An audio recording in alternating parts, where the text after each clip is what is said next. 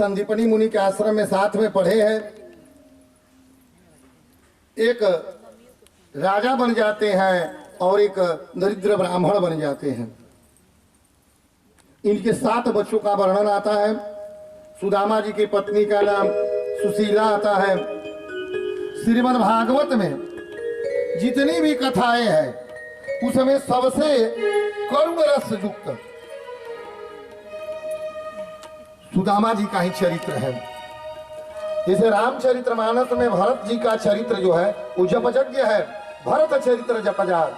उसी तरह श्रीमद् भागवत में सुदामा जी का जो चरित्र है और इसके बाद भी वो खुश है। गरीबी की वर्णन जितना किया जाए उतना कम है सुदामा जी के लिए। सुदामा जी का 7 पुत्र है, पत्नी का नाम सुशीला है और जैसा नाम है उसी प्रकार से गुण भी है। एक दिन सुशीला, एक अस्मिन दिवसे, एक दिन सुशीला अपने पति से कहती है कि हे नाथ, सुने हैं कि आपके मित्र हैं द्वारिकाधीश, तो क्यों नहीं आप जा करके उनके पास जाते हैं। भगवान कहते हैं, सुदामा जी कहते हैं कि हे प्रिय, अरे मित्रता समान वालों में होती है। कहाँ वो राजा, मैं कहाँ भिखारी, मेरी मित्रता कैसी। हाँ, साथ में जरूर पढ़े हैं। अरे वो भी यदि राजा है तो उनको भी तो मेरी खबर लेनी चाहिए। और मंदिर में बेटी के यहाँ, भगवान के यहाँ जब भी जाना हो तो खाली हाथ नहीं जाया जाता है, मैं कैसे जाऊं। और रो करके सुशीला कहती है कि हे नाथ, 7 दिन हो गए हमने नहीं खाया, और नहीं खाया इसकी चिंता मुझे नहीं है। 3 दिन से बच्चे भूखे हैं, कितना बार पानी पिला पिला करके उनको मैं जिलाऊं। बार बार कहते हैं कि हे माते, हे माँ, मुझे भूख लगी है। मैं बार बार पानी पिला देती हूँ। जो हम लोगों का घर है, उस घर में जब हम लोग सोते हैं तो रात में चंद्रमा दिखाई देते हैं और दिन में सूर्य दिखाई देते हैं, ऐसा उसका छप्पर है। जिस खरपतवार से वो मड़ई बनी है वो भी अब टूटने की कगार पर है। बरसात का मौसम बीत चुका, जिधर सूखा बिस्तर रहता था उधर हम बच्चे को सुलाती थी और अपने भीगे हुए बिछौने पर सो जाती थी। वो भी भीग जाते थे, 2 दिन नहीं सूखते थे, तो अपना आंचल फाड़ फाड़ करके उस पर बच्चों को रखती हूँ। अब आप कब जाइएगा। कहते हैं सुदामा जी की जब तुम कहती हो सुशीले तो मैं जाता हूं, लेकिन कैसे जाऊं, हमारे घर में खाने को नहीं है, तो बिना लिए हुए कैसे जाऊं वहां पे। मैं वहां पर नहीं जा सकता हूं, क्योंकि मित्र के यहाँ, भगवान के यहाँ बिना कुछ लिए नहीं जाया जाता है। सुदामा जी की पत्नी बगल के घर से 3 मुठा चावल मांग करके लाती है और ले आकर के उनको एक फटी हुई झोट कपड़े में बांध करके और पोटली बना करके दे देती है। और वो चलते हैं, भगवान का, हरि का सुमिरन करते चलते हैं। हमारे इस प्रसंग पर हमारे गुरु जी एक संगीत गाते थे, जो मैं धीरज से कहूंगा कि उसी संगीत को आप लेकर के आइए। भगवान चल कैसे, सुदामा जी चल कैसे रहे भगवान से मिलने के, और मन में है, हे प्रभु, सुने हैं कि आपका नाम है तारनहारा, कब तेरा दर्शन होगा। भगवान बार बार उन्हीं की, भगवान के रूप के, गुण के, लीला को ध्यान में करके और चल रहे हैं। और यही मनोकामना से कि मैं आज भगवान से जरूर मिलूंगा, मांगूंगा तो नहीं। और भगवान के रूप को देखते हुए और जा रहे हैं और भगवान का ही सुमिरन कर रहे हैं कि हे प्रभु, आपका नाम तो दीनानाथ है और ये अभागा पर कब आप दया करेंगे? चलिए। नाम है तेरा तारणहारा, कब तेरा दर्शन होगा। जिनकी प्रतिमा इतनी सुंदर, वो कितना सुंदर होगा, वो कितना सुंदर होगा। नाम है तेरा तारणहारा, नाम है तेरा तारणहारा, कब तेरा दर्शन होगा। जिनकी प्रतिमा इतनी सुंदर, वो कितना सुंदर होगा, वो कितना सुंदर होगा।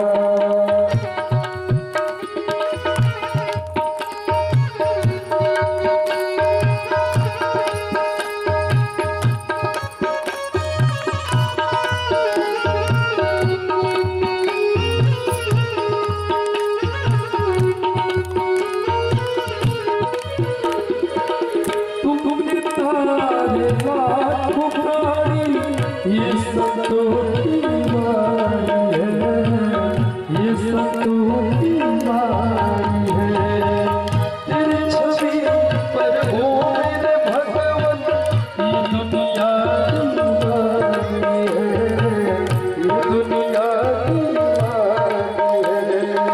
भाव से तेरी पूजा रचाऊं, भाव से तेरी पूजा रचाऊं, जीवन में मंगल होगा।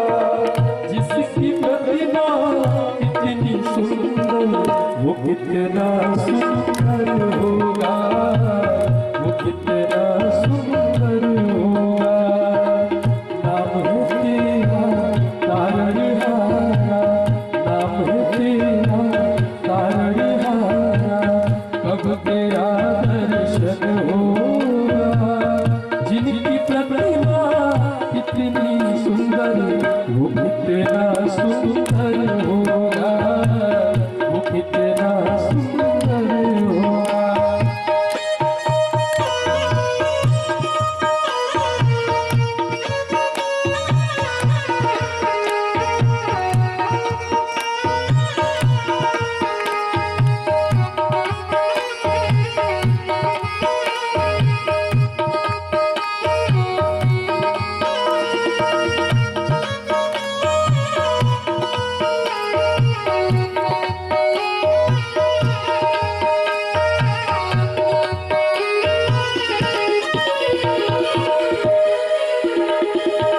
सूरवर मुनिवर जिनके दीन शीस झुकाते हैं, दीन शीस झुकाते हैं।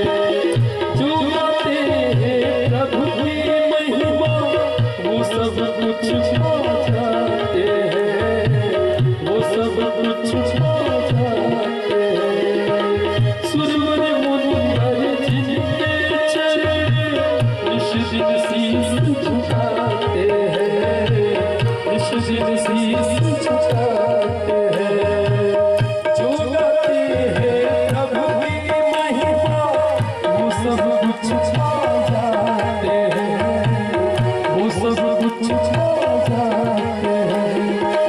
अपने कष्ट दाने को करे, अपने कष्ट दाने को करे, चरणों का वंदन होगा। जिनकी प्रतिमा इतनी सुंदर, वो कितना सुंदर होगा, वो कितना सुंदर होगा। नाम है तेरा तारणहारा, नाम है तेरा तारणहारा, कब तेरा दर्शन होगा। जिनकी प्रतिमा इतनी सुंदर, वो कितना सुंदर होगा, वो कितना सुंदर होगा। मन की मुरादे देकर स्वामी तेरे चरण में आए हैं, तेरे चरण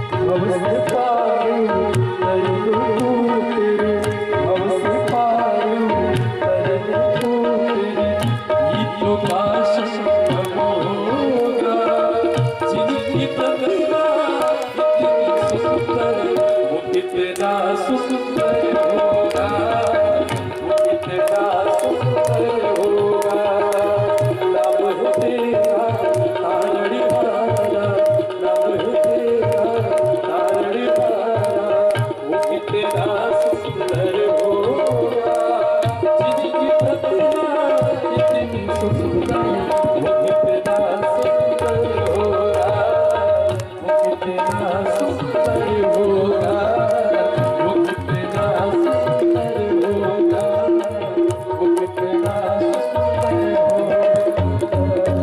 बोले एक भेजा।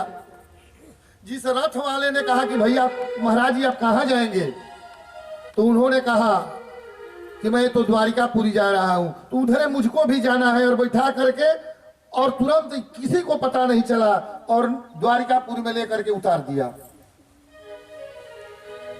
कुछ समय के बाद पूछते हैं कि भैया मैं कहा हूं लोगों से, तो लोगों ने कहा कि ये द्वारिकापुरी है। अरे बड़ा जल्दी चला आया, अभी तो शाम भी नहीं हुई तब तक मैं चला आया। बहुत नजदीक ही थी भगवान की नगरी। उनका पोशाक जो है वो फटा हुआ वस्त्र है। शीश पगा न झगात दिल में प्रभु जाने को आई बस के ग्राम वो धोती फटी लटी दुपट्टी और पाए पार को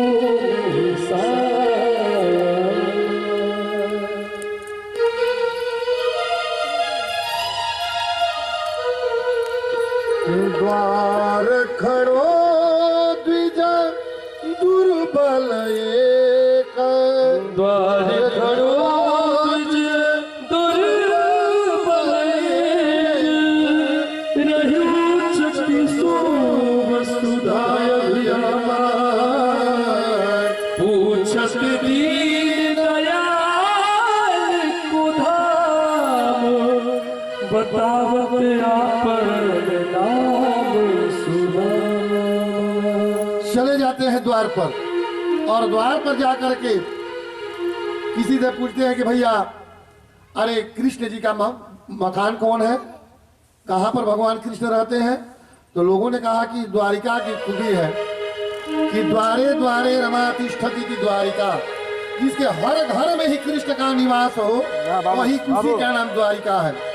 ऐसे तुम द्वारिकाधीश को पूछ रहे हो, तो यहाँ से सामने चले जाओ, दाहिने जाओ, बाएं जाओ, एक बहुत बड़ा महल दिखाई पड़ेगा। उस महल के गेट पर जा करके पूछना। द्वारपाल से कहते हैं कि अरे द्वारपाल जा करके भगवान से कह दो कि एक उनका मित्र मिलने आया है। कोई घर श्याम से कह दो तुम्हारा यार आया है, तुम्हारा यार आया है। कोई घर श्याम से कह दो तुम्हारा यार आया है, तुम्हारा यार आया है। कोई घर श्याम से कह दो तुम्हारा आया है, तुम्हारा आया है।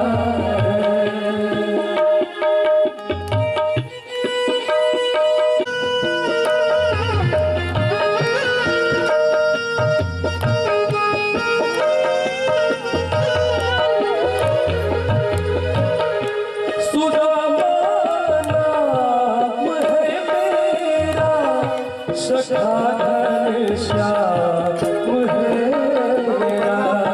सुदामा नाम है मेरा, सखा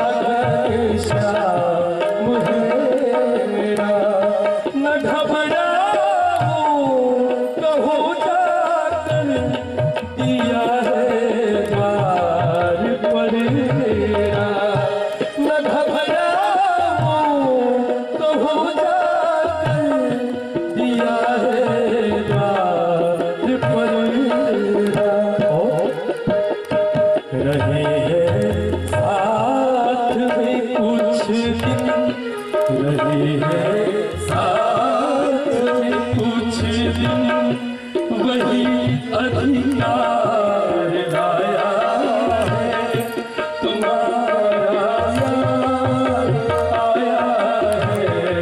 उन्हीं गए शाम से कह दो तुम्हारा यार आया है, तुम्हारा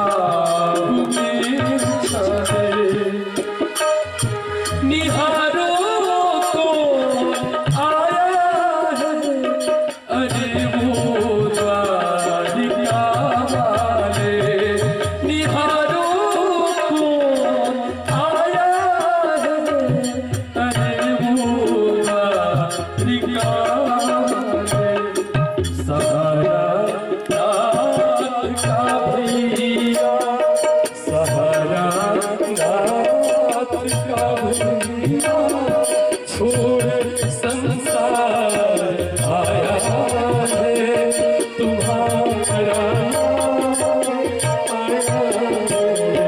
उन्हीं शाम से कह दो तुम्हारा आया है, तुम्हारा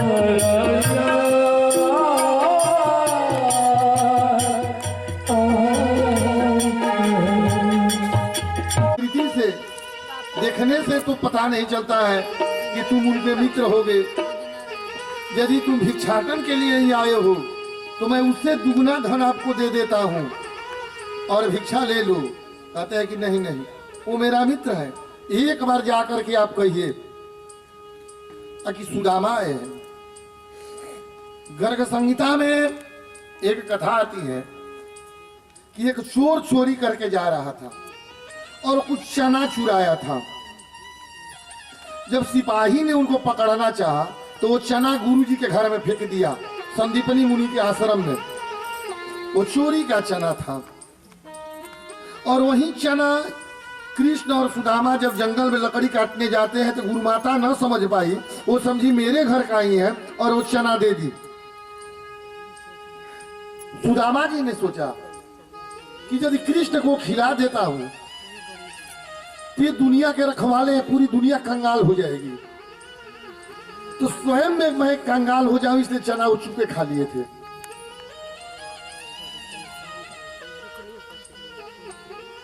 सुदामा जी ये वो सुनते हैं भगवान कि सुदामा का मां शब्द जो ही अभी खत्म भी नहीं होता है द्वारपाल का, दौड़ करके आते हैं।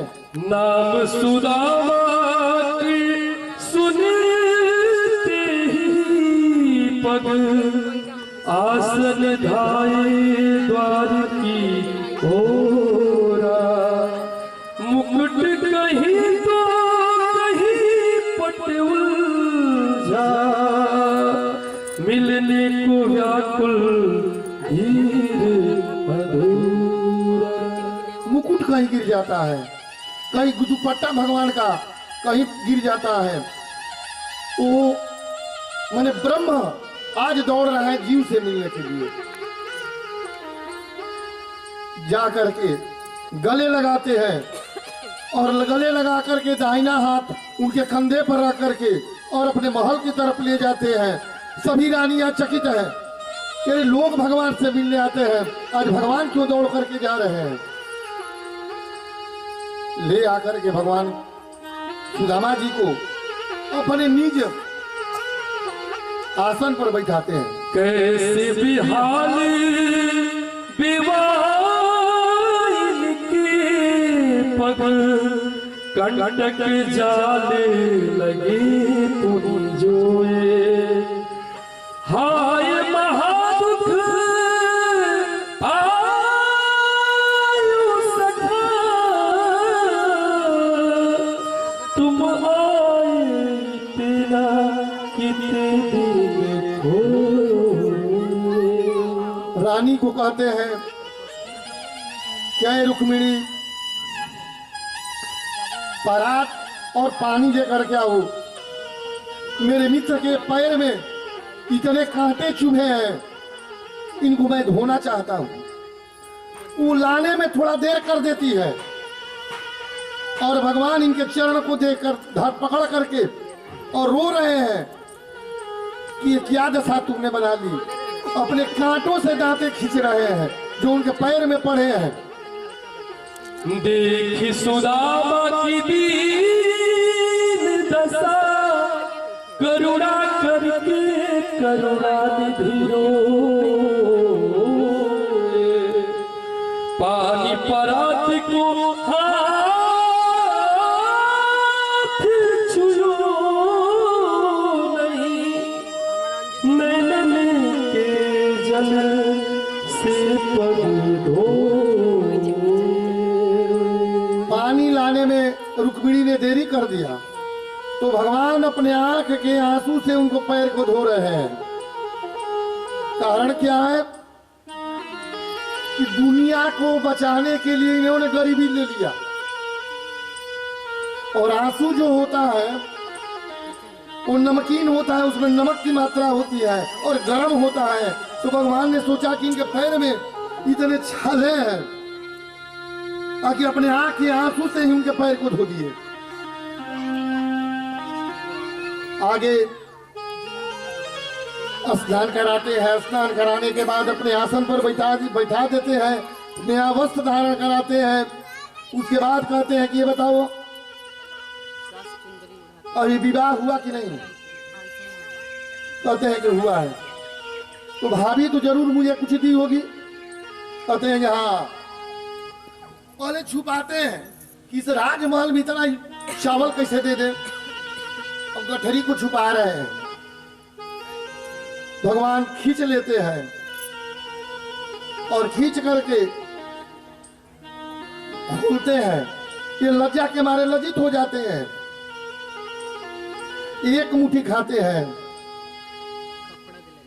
तब तक दूसरा मुट्ठी जो ही खाते हैं और तीसरी मुट्ठी के लिए जो ही हाथ लगाते हैं, तब तक रुक्मिणी ने हाथ पकड़ लिया। विद्वान लोग 3 अर्थ बताते हैं यहाँ पे। पहला अर्थ कि रुक्मिणी जी ने सोचा कि एक ब्राह्मण का ये प्रसाद है, यदि आप ही सब प्रसाद खा लेंगे तो और सब परिवार को कुछ तो चाहिए, इसलिए रुक दिया। किसी विद्वान कहते हैं कि नहीं नहीं नहीं, रुक्मिणी जी ने रोका कि वे प्रभु आपने तो 2 मुट्ठी में 2 लोगों का सुख दे दिया, यदि तीसरा भी दे दोगे तो हम लोग कहाँ रहेंगे। 15 दिन तक भगवान के यहाँ रहते हैं सुदामा जी। सुदामा जी रह करके रोज बढ़िया बढ़िया खाना खाते हैं। एक दिन उनके मन में हुआ कि मैं मांगूंगा नहीं और ये दे कुछ नहीं रहे हैं, ताकि हम आए हैं सिर्फ अपने हलवा पूरी खाने के लिए और मेरी पत्नी और बाल बच्चे वहां पर खाने बिना मर रहे हैं। एक दिन कृष्ण से कहते हैं कि कृष्ण अब मैं अपने गांव जाऊंगा। भगवान कहते हैं कि जाओ। फिर कहते हैं कि पत्नी के फेरे में पड़ करके मैं बहुत बड़ा गलती किया, नहीं आना चाहिए था। कल देखते हैं कि कल पीछे से पहुंचा है। भगवान को छोड़ करके प्रणाम करके चले जाते हैं। नगर में देखते हैं तो जहां उनका घर था, मड़ई थी, वहां पर राजमहल है। अट्टालिकाओं के ऊपर जो बालकोनी है, वो बालकोनी से सुशीला देखती है और दौड़ करके आती है। पूरा शरीर में गहना है, गहना को पहनी हुई है। तो सुदामा जी ने सोचा कि हो सकता है कि कोई राजा मेरा घर भी छीन लिया, मेरी पत्नी भी छीन लिया, नहीं तो मेरे घर में खाने का लाई, तो ये गहना कहां से आ गया। सुशीला कहती है कि नहीं नहीं, ये भगवान द्वारिकानाथ ने भेजा है। वो कुछ दिन तक रमण करते हैं, उस धन की सुख का कुछ दिन तक भोगते हैं। एक दिन कहते हैं कि हे सुशीले, ये धन सुख में हम लोग भूल जाएंगे, रम जाएंगे तो इस सांसारिक मोह में फिर फंस जाएंगे। इसलिए सुदामा जी उनको छोड़ करके, सभी अपने पुत्रों वगैरह को छोड़ करके और जंगल में चले जाते हैं। वहां पर तपस्या करते हैं और तपस्या करने के बाद उनका मोक्ष हो जाता है।